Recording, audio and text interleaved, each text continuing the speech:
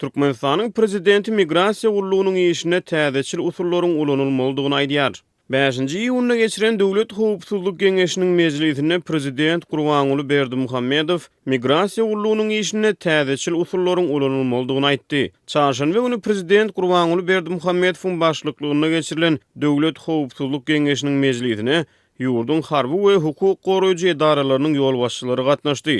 Onun dowamyny prezident beýleki howpsuzlyk meseleleri bilen bir hatarda döwlet migrasiýa gullugynyň işi barada çykyş etdi. Türkmen Döwlet Habarlar Agentliginiň ýazmagyna görä prezident döwlet migrasiýa gullugynyň başlygy Mergen Gurdowyň hasabatyny dinläp migrasiýa işine täzeçil usullaryň hemde dünýäniň ösen tejribeleriniň ulanylmalydygyny aýtdy. Prezidentiň bu çykyşy Azatlyk radiosynyň ýurt içindäki ygtybarly çeşmeleriniň Türkmenistanyň Döwlet Statistika Komitetiniň ýapyk maglumatlaryna salgylanyp soňky 10 ýylyň dowamyna ýurtdan 1,9 million ogly adamyň daşary ýurtlara emigrasiýa edenligi barada beren habarynyň ýzyanyna gabat geldi. Şeýlede ýurtdan gowuşýan maglumatlara görä soňky wagtlarda türkmen häkimetleri daşary ýurtlardan dolanýan käbir Türkmenistanyň studentleri Aşgabatyň halkara aeroportundan gönü harby gullugy uratmak çärelerine baş goşup başlady. Migrasiýa gullugynyň işini prezidentiň göz öňünde tutýan täzeçil usullarynyň jikmejikliги Türkmenistanyň döwlet medeniýetine ma'lum edilmedi. Azatlyk radiosynyň ýurt içindäki çeşmeleri we habarçylary köp sanly raýatlaryň ýurdun daşyna çykmagyna hemde ýurda dolanmaklaryna dürli päsgelçilikleriň döredilýändigini aýdýarlar.